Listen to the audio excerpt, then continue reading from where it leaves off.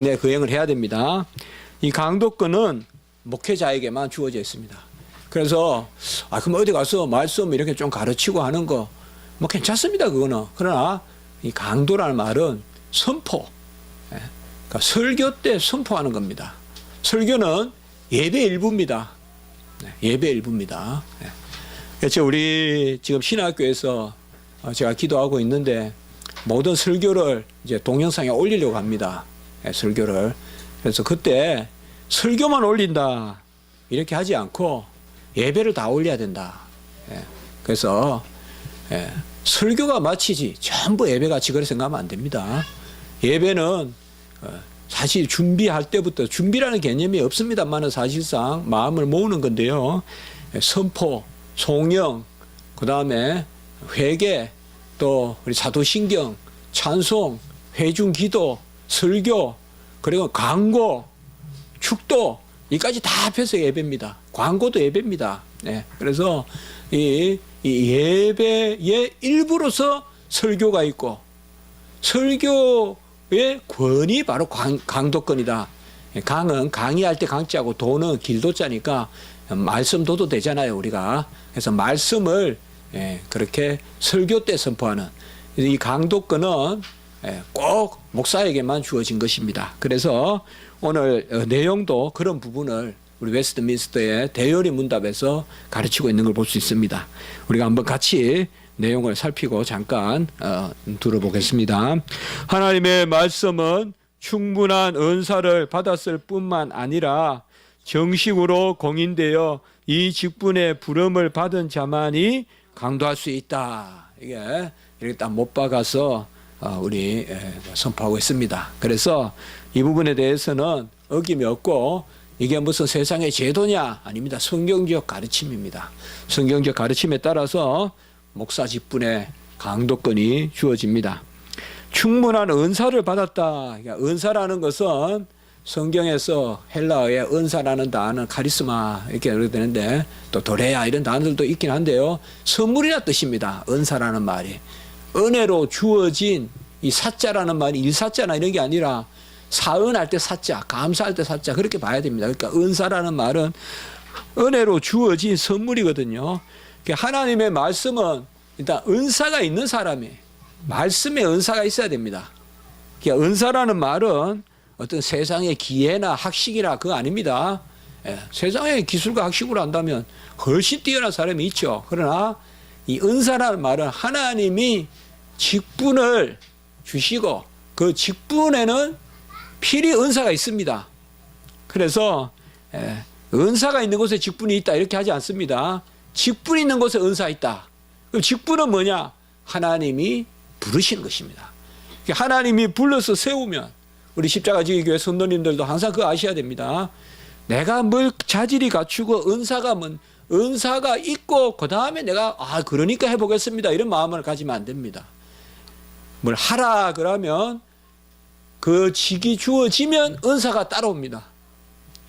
저도 신학교 1학년 때 전도사 처음에 할 때 이게 뭐 이름도 낯설고 이게 뭐 할 수 있을까 정말 두렵고 떨리죠. 주일학교 그때 초등부 설교하는데 그때 이제 교수님이 그러시더라고요. 먼저 직분이 있으면 은사가 오니까 그렇게 생각해라.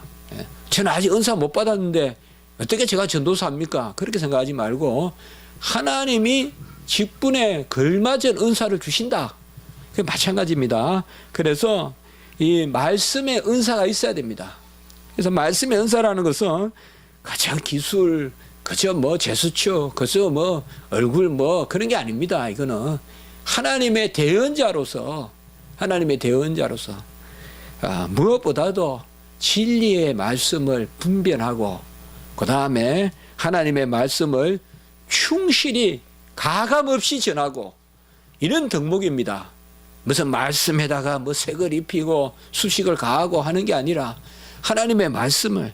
그래서 이 강도권을 가진 사람은 필히 말씀을 듣기에 힘써야 되고 배우기에 힘써야 되고 하나님의 말씀 가운데서 기도하기에 힘써야 됩니다. 그래서 이런 은사라는 개념이 참 감사한 일이죠. 부족한 정도 설교하지만은 참 연약하죠. 연약한데 설교자는 설교하는 본인도 듣게끔 설교하라. 칼빈이 그렇게 이야기했단 말이에요. 내가 오히려 담대한 것은 강대상에 올라가서 설교하는 내가 먼저 나를 가르침이라. 이 말은 뭔가 하면 내가 나를 가르친다는 게 아니라 하나님이 나부터 가르치시고 설교하게 하신다 이 말이에요. 그래서 은혜라는 거예요. 이 강도권이라는 게. 하나님이 나부터 가르치시고 회중에게 나누게 하시기 때문에 그래서 담대하다. 사도 우리 그 칼빈이 이야기했어요. 내가 설교를 잘하는 게 아니라 하나님이 나를 도구로 사용해서 회중에게 선포하게 하시려고 나부터 가르친다는 걸 내가 알기 때문에 담대하게 전한다 이거예요. 저도 참 그건 압니다. 그래서 사실 뭐 설교를 할 때는 어떨 때는 정말 막 너무 막 기뻐요. 이런 말씀이 있었구나. 그러면서 이제 이거 무슨 동영상이라도 이런 거 해놓으면 좋겠다 하지만은 속으로는 하긴 하지만은 크게 부질없을 거다. 왜냐하면 말씀은 그때 목회자가 주는 말씀을 받아야 돼요. 그게 하나님이 주시는 말씀이니까요. 지난주에 뭐 은혜가 있었다고, 작년에 은혜가 있었다고, 뭐 저번에도 이야기했지만 뭐 그런 교회가 있다 그러잖아요. 목회자나 없고 그건 또 테이프 틀어놓고 예배된다. 그건 예배 본질에 어긋나는 이야기예요. 절대 어긋나는 거예요. 그건 절대 어긋나는 거예요. 근데 예배가 뭔지도 모르고 예배 드리는 거예요. 그건 아닙니다. 예배는 지금 하나님이 대언자를 세우셔서 지금 살아계신 영의 역사로 말씀을 선포하고 그 말씀을 이 공동체 안에서 천사가 가득 날개를 채우는 이 안에서 드려지는 게 예배지. 예배를 집에서 스크린 보고 예배. 그건 예배가 아니에요. 집에 스크린 보고 어떻게 하나님께 영광을 올려요. 그건 내가 그냥 지식을 얻는 거지. 그건 예배 본질을 어긋나는 거예요. 예배는 본질이 하나님께 올려드리는 거예요. 그래서 제가 신학교에 이번에 예배 때 노트북이나 핸드폰을 꺼내지도 못하게 한번 해보려고 그래요. 막 큰 저항이 있을지 모르겠지만은, 그러나 제 양심상 예배는 내가 배우는 시간이 아니에요. 예배는 하나님께 올려드리는 게 제일 목적이거든요. 그 예배를 올려드리려고 내가 하답하는 거예요. 하답. 그 말씀에 아멘 하면서 하나님께 영광을 올리는 게 예배인데, 그래서 제가 아까 말씀같이 동영상 틀어줄 테니까 꼭 치고 싶으면 집에 가서 동영상 보고 치라 이 말이에요. 그리고 예배 때는 그렇게 하지 말고 예배 때는 말씀을 잘 이렇게 봐라.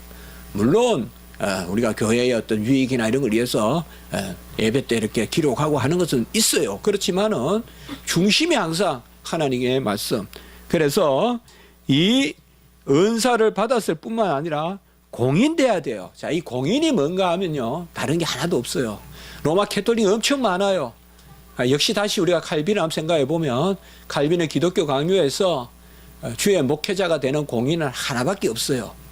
바로 안수예요. 안수. 안수밖에 없어요. ordination. 그래서 안수.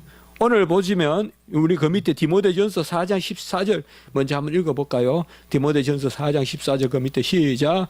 내 속에 있는 은사 곧 장로의 해에서 안수 받을 때에 예언을 통하여 받은 것을 가볍게 여기지 말며. 잘 한번 보세요. 안수 받을 때 은사를 받았다. 이렇게 지금 이야기하고 있죠. 그러니까 이걸 잘 생각해야 돼요. 그러니까 은사가 앞선다, 뭐 직분이 앞선다 굳이 말할 필요는 없지만 우리의 마음은 항상 그래야 돼요. 움직일 때 주님의 명령을 들고 소명을 들고 사명을 가지고 움직일 때 하나님이 역사하지, 가만히 있으면서 관념적으로 내가 갖춰졌다 이런 건 없다 이 말이에요. 그 움직일 때 역사하는 거예요. 움직일 때. 그걸 아셔야 돼요. 그래서 장로의 해에서 은사가 있고 안수 받을 때 이렇게 이야기하죠. 그래서 목회 안수가 필요한데, 그러면 이 안수가 또 어떤 결정적인 조건이냐? 그건 아니에요. 결정적인 본질적인 조건은 아까 말씀과 같이 하나님의 부르심과 그 다음에 은사예요. 그게 결정적인 거고, 이 직분이 결정적인 건 아니에요. 그러나 우리가 공회의 질서에 있어서 이 직분을 베푸는 거예요. 그래서 우리는 안수받지 않은 사람은 강도할 수 없어요. 목회 안수를 받지 않은 사람은 예배 강도를 할 수 없다. 이렇게 딱 결론을 내리시면 돼요. 목회 안수를 받지 않은 사람, 목사 안수를 받지 않은 사람은 예배 강도가 할 수 없다. 아무리 바빠도 예배 때 강도할 수 없어요. 그러나 예배 예에 가르치는 걸 할 수 있지만 예배 때 안수받지 않은 사람이 강도할 수 없어요. 그것은 어떤 뭐 이게 불공평하다 이런 게 아니라 하나님은 질서의 하나님이세요. 그런 가운데서 하나님은 그 예배를 지키시고 그렇게 예배를 주장하십니다. 그래서 우리 알다시피 사무엘과 같이 급하다고 왕이 그냥 제사 드리고 이렇게 하면 안 된다 이 말이에요. 그는 하나님 질서의 하나님이시니까 하나님이 질서를 주셨다는 것은 지키신다 이 말이에요. 특별히 하나님은 불꽃 같은 눈동자로 예배를 보신단 말이에요. 그런 것을 기억하셔서 정식으로 공인돼야 돼요. 어디서 어디에서 무슨 안수를 받았는지 그건 참 아니에요 여러분들. 요새 아시다시피 뭐 그냥 목사가 많이 나오잖아요. 그런데 무슨 교단도 없고 그는 어렵습니다. 이 직분의 부름을 받은 자만이 강도할 수 있다. 자, 우리 말라기 2장 7절 한번 보겠습니다. 시작. 제사장의 입술은 지식을 지켜야 하겠고 사람들은 그의 입에서 율법을 구하게 되어야 할 것이니 제사장은 만군의 여호와의 사자가 됨이니늘. 사자라는 말은 심부름꾼이에요. 사자가 아니라 사자. 심부름꾼 사자예요. 그러니까 만군의 여호와의 사자를 영어로 하면요 아나운서가 돼요. 아나운서. 뭐냐? 소식 전하는 사람이에요. 하나님의 말씀을 소식 전하는 사람. 라틴어로 눈티우스라 그러는데 아나운서예요. 말씀을 전하는 사람. 그 같은 말이에요. 영어나 라틴어나. 그래서 제사장의 입술이 지식이 있어야 되고 율법이 입술에서 나온다 이렇게 이야기했죠. 그러니까 이만큼 하나님의 말씀의 대언이 중요하다 이 말이에요. 이 입술에 하나님의 말씀을 두셨기 때문에 이 입술에서 율법이 나온다 이렇게 표현했단 말이야. 어쩌게 제사장의 입술에서 율법이 나오겠습니까마는 이렇게 표현을 하고 있다는 거 아셔야 돼요. 그래서 제사장의 입술이 지식이 있고 그곳에서 율법이 나오고 그리고 그가 만군의 여호와가 사자가 된다. 사자는 아까 하나님의 말씀을 대언하는 자를 사자라 그런다. 그래서 또 뭐 여담이지만 어떤 분들은 우리 교회에 담임 목사님만 사자다. 저는 그렇게 하지 않고요. 저는 목사님까지는 사자다고 부를 수 있다. 그러니까 말씀을 강도하고 하기 때문에. 그는 뭐든지 우리가 용어를 쓸 때는 원칙을 가지고 써야 돼요. 기분 나는 대로 그냥 교회에서 쓰면 안 된다 이 말이에요. 그래서 주의 말씀을 대언하는 자들은 사자다. 그래서 강도권을 가진 사람을 여호와의 사자다라고 부를 수 있다 이 말이죠. 그 다음에 이건 좁게 봐서 그래요. 넓게 보면 다 여호와의 사자예요. 우리가 그렇지만은 입술에 말씀을 두고 그래서 율법이 그의 입에서 말라기 2장 7절 이런 말씀. 그 다음에 로마서 10장 15절만 봅니다. 아까 딤전을 봤으니까요. 로마서 10장 15절 시작. 보내심을 받지 아니하였으면 어찌 전파하리요. 기록된 바 아름답도다. 좋은 소식을 전하는 자들의 발이여 함과 같으니라. 잘 아실 것은 하나님의 일은 꼭 사람을 세웁니다. 하나님의 일은 꼭 사람을 세워요. 그래서 책을 읽는 거 중요해요. 그러나 교회 안에서 직분자를 통하여 배우는 게 중요해요. 그러니까 저에게 학교 다닐 때 학교에서 교수님 이거 어떻게 웨스트민스터 이런 거 가르칠까요? 그럼 제가 그래요. 전도사님이 가르치세요. 무슨 책으로 이렇게 이야기하면 책보다 전도사님이 가르치세요. 책이 있는데 왜 꼭 직분자를 두었을까요? 하나님의 뜻이에요. 하나님은 교회에서요. 사람을 대언자로 세워서 가르치고 선포하게 하세요. 그렇기 때문에 많이 장서가 있고 책 많은데 책 보면 되지 그렇게 생각하지 마시고 우리 자녀들도 입술로 가르치는 게 중요해요. 교회에서는.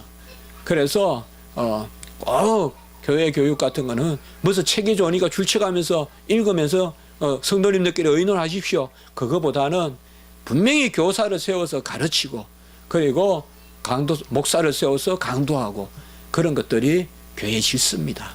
이런 것을 우리 잘 아시고 여러분들을 잘 새기면 또 유익하지 않겠습니까? 오늘은 여기까지만 나누고 오후 예배 드리겠습니다.